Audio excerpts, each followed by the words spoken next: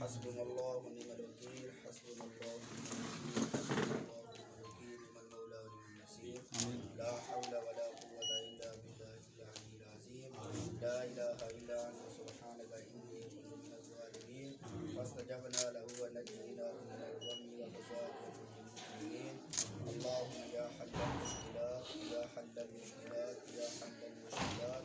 اللهم يا دافع البليات يا دافع البليات يا دافع البليات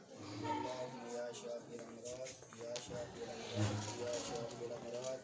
سبحان الذي سخر من هذا وما كنا له مقرنين وإنا إلى ربنا لمنقلبون